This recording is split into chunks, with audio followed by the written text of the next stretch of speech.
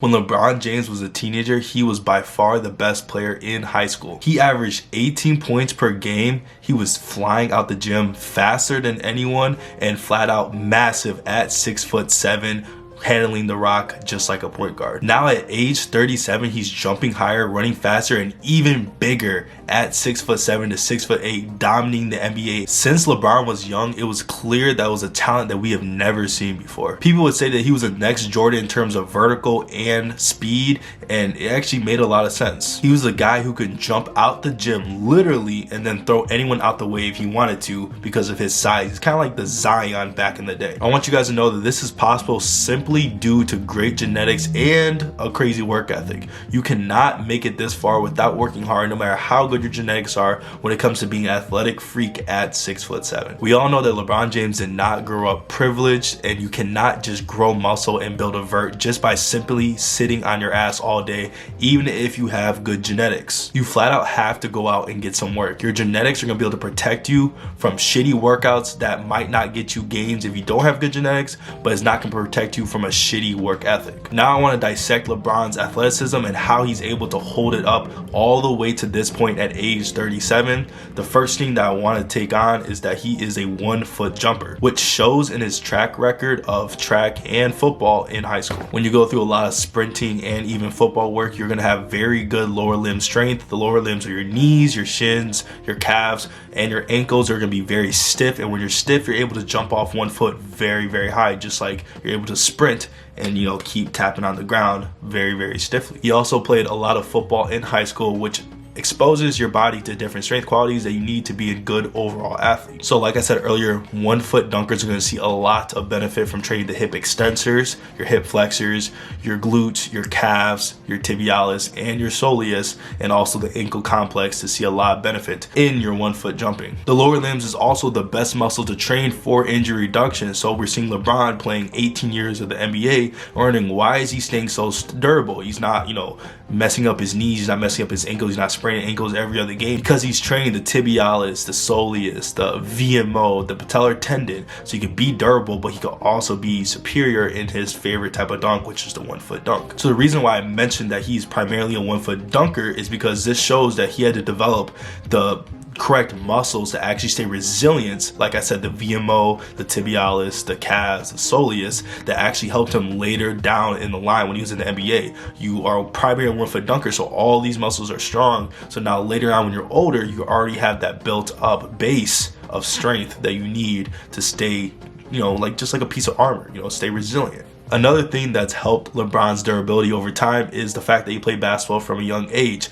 A lot of players in the NBA who've played basketball since they're 6 years old has actually, developed the plyometric and tendon resilience to actually handle a lot of basketball without breaking down their body, even if they're playing 7 days a week. And like I said, what basketball is at the end of the day is a plyometric. You're jumping and then you're landing, you're decelerating, and you're changing directions hundreds of times in only one game. Now imagine if you play 5 to 7 games a day. That is a full plyometric session. Now we all know LeBron James spends $1 million on his trainers per year and probably even more. These trainers are going to allow him to make sure he doesn't overtrain or undertrain by calculating his workload every single week. So when you can calculate your workload and actually pay attention to what you're doing every single week in terms of plyometrics and lifting and basketball skills work and everything, you're going to actually be able to see what your tendons are being exposed to. So once you expose your tendons to a certain load, you make sure you don't overdo it, you don't underdo it, and you're never gonna have any tendon issues. A lot of people are like, oh, I got knee pain, I don't know what's going on. It's like, did you spike your workload? Did you all of a sudden just start working out 5 more hours of basketball? Or did you undertrain like crazy and just started, you went from 7 hours of basketball to 2 hours? This is the type of stuff that these top trainers are making sure LeBron James, monitors, so he never gets in these issues where he's getting crazy tendon pain. A lot of people say that cortisol and tendon health actually degenerate over time when you do more workouts, but it's actually the opposite. Studies show that when you do more workouts, your cortisol levels and your tendon health are going to increase as you get older, even when you push past 50 years old. This actually proves why people like LeBron James have been playing for over 20 years since he was a child and still able to keep his tendons and his knees and his ankles from ever getting pain. He almost never gets injured, maybe once or twice a season, which is pretty low for your 82 games. Make sure you comment LeBron down below if he's your favorite basketball player, or comment your favorite NBA basketball player. Also, leave a sub if you want. I mean, it's gonna help me out, help y'all out. Let's get to it. So there is actually one thing that gives LeBron armor. This armor could be the best secret that's keeping LeBron so good at age 37. This armor building is actually weightlifting that is, structured around partial ranges of motion and slow eccentrics. Slow eccentric training is more of a injury prevention type of lifting style. It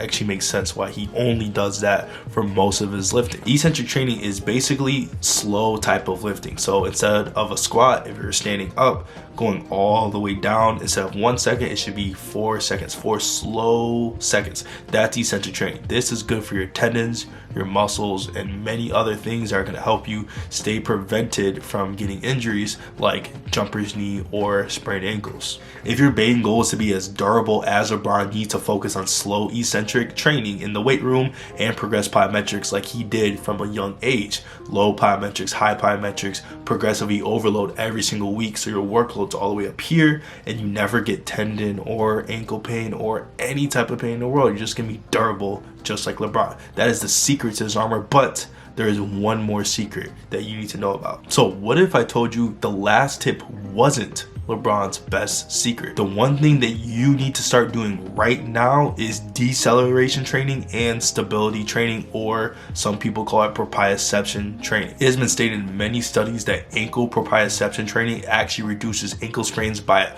up to 35%. That is literally huge. When you don't get ankle sprains or any type of ankle pain down low, all of a sudden it works all the way up the chain. So now all of a sudden you don't have shin pain, all of a sudden you don't have knee pain, now your hamstring pain is going away, now your hips are feeling better. Once your hips feel better, now your lower back gets better. It works all the way up the chain, but starts at the angle from the ground up. So you need to remember that propioception or stability training is going to be the key to actually getting bulletproof ankles and bulletproof knees and building lower limb strength and stiffness like LeBron has all 18 years of his NBA career. Also, you need deceleration training. The ability to absorb force and then redirect it is key to actually put into practice, because when you don't practice that, then all of a sudden when you're going in game, you're trying to do a step back or trying to do a snatch back, all of a sudden you push a little bit too far, and that's when you get the ACL tears or the ankle sprains or the MCL tears, the crazy injuries when you don't expose your body to deceleration forces, absorbing and changing direction. Now LeBron's good at this.